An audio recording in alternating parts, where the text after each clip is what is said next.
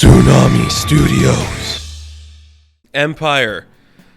Man, this book... Is it hyped up? Was this book hyped up? I don't actually remember anymore if people have been talking about wanting to read this.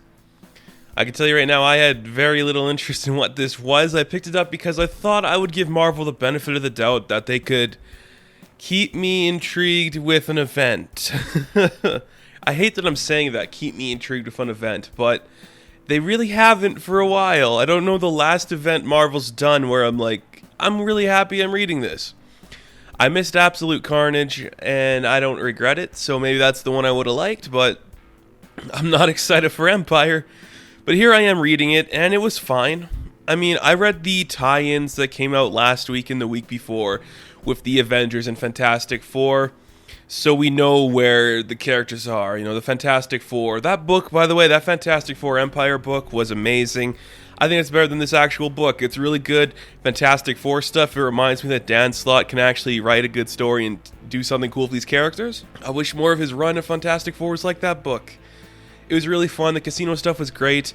I love seeing Franklin and Valeria. That was good. And then it leads us to them knowing they have the Kree and Skrull kid that were from the Profiteer. And they're just kind of seeing the Armada coming to Earth, and then we see where the Avengers are, and their one, the Swordsman, is back. A character so obscure that I don't think anybody really cared if they came back. Like, I know I didn't, and I'm a big fan of Hawkeye, and I don't really care if he came back or not. Why should I? He doesn't matter. But he's back, and the Avengers are with the Kotati. I don't know if that's how you pronounce the name, but that's fine. There's a lot of history lessons here that I didn't really care to pay attention to. We start off this book, we see, again, we check in with the Fantastic Four.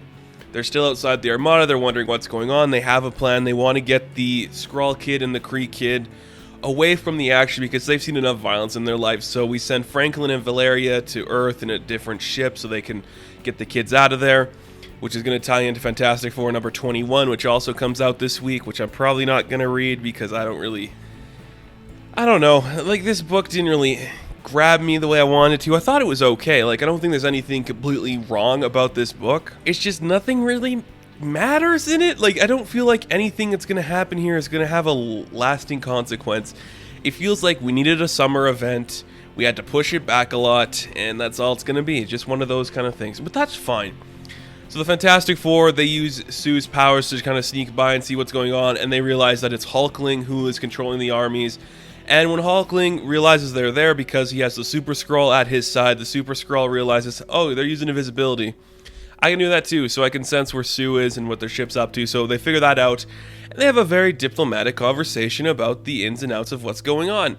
Reed comes to the conclusion, and we'll get to some more stuff with Reed here in a bit, but Reed comes to the conclusion that Hulkling was used as the face of this operation to actually unify the people, but it was the Pursuer and the Super Skrull that came to actually have the agreement, like two of the powerhouses in the Kree and Skrull community. They're the ones that came to have the conclusion that we should unify, but they need Hulkling as the face to do that, and that's pretty obvious. I think we all saw that coming, and it works for the most part.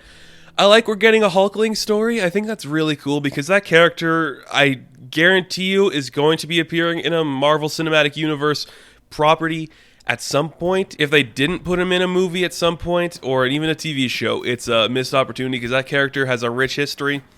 It's actually very interesting. I like him a lot. But you just see, alright, that's what's going on there. Reed has this, there's two inner dialogues we're hearing throughout the entirety of this issue. The first one is Reed Richards, who's doing one of his journal entries, which is very Star Trek, and I love it. And he gets very science fiction-y in this book. I don't know why. He says Great Scott, he's doing journal entries, everything about it's just really science fiction-y, and I'm okay with that. I think it could have not worked in some ways, but it worked for the most part. Our other internal monologue is from Tony Stark, who is still on the moon where the Kotati are. I think that's how you pronounce it. I don't really care about the Kotati. I don't think that matters. Like, this isn't that interesting to me. We realized that they were these people that the Skrull and Kree kind of were responsible for making, and now they kind of want to wipe out their bad, you know, just like get that out of the gene pool, you know, that kind of thing. So the Avengers like, we're not killing these people and all that stuff. So we actually have to explain why Tony's having an inner monologue. He wants to record and recall everything that's happening around them in case it comes up that they die or something happens to them. There's a record of who they are and what happened here. That's kind of cool. My favorite part of this book, I absolutely love this part of the book, is when one of the Katati guys just pulls Jennifer aside and is like, hey, we might have to fight the Kree and the Skrull, so you're gonna need a weapon. And she's like, I'm strong Hulk, no need weapon. They give her a magical hammer, and instantly she can talk normally. And she's like, I've never felt more myself in ages. I love this. I love everything about that moment because it's so funny to me that nobody wants to write Jennifer Walters the way they've been writing her in the Avengers run and having her be the brute. That is not who that character should be. I could go on an entire tangent talking about how Jennifer Walters should be portrayed. She should be their Wonder Woman for the most part. It shouldn't be Carol. That's all I'm going to say about that. But no, that's kind of cool. So I feel like we're kind of setting up. I felt like, okay, at the beginning I felt like we were going to be setting up the Avengers versus the Fantastic Four. But we kind of see that change his plans when Tony realizes the Fantastic Four are on the ship talking to Hulkling. A lot of things change. They're like, you're on the wrong side. You're on the wrong side. What's going on here? We got to side with the right people. That's okay. And then you just see Hulkling is like, we're still going to attack. Okay, we got to attack the Katati. We have to do that. We're going to do it. You guys can't stop us. I guess we're going to fight. I'm sorry it has to be this way, Fantastic Four, but it's clobbering time. So Hulkling, the Skrulls, and the Kree, they are attacking the Fantastic Four. And as that's happening, back on our planet, we see the Avengers have a plan. Tony has a plan, actually. He's going to use this device that's attached to Thor's hammer that can kind of dismantle all the ships and take them all out. So they do that, and the plan goes accordingly. They take out all of the ship, all of the armada in an instant. Tony and Thor, with their combined Mjolnir and technology, they take out the entire armada just to find out that the Katati are evil and they want to take over. Like, no shit. That seemed obvious. I don't know why. It was fine, I guess. I kind of like that idea. I mean, now are we going to be siding with the Skrull and the Kree? That could be cool, but why is this the book? I don't know. So far, it hasn't justified its existence for me, and that's something I look for in a lot of these event books. Is there a reason that this exists, or is it just going to be another thing that fades into obscurity? So far, it's made Jennifer Walters talk normal, it's brought Swordsman back, and we get some ideas as to why Hulkling decided to take the throne.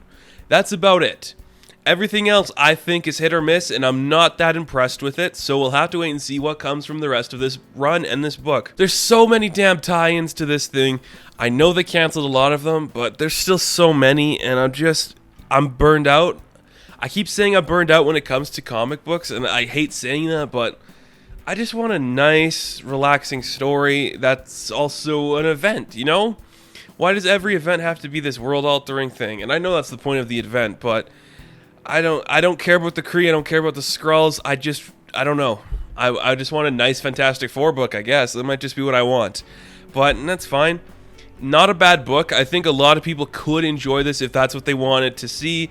If you wanted your Avengers versus Fantastic Four, you're not going to get that. If you want your heroes to accidentally blow up an entire armada, then you might enjoy this. But it's a solid book. There's nothing terrible about it, but I don't know. Like, it's just decent enough where I think some people will enjoy it, some might not. So that is my review of Empyre #1, and thank you guys so much for watching this video. Be sure to like and subscribe to the channel. Of course, you can check me out on Instagram, Patreon, Twitter, all that good stuff, and I'll catch you guys in the next video. Have fun, stay safe, don't blow up any ships.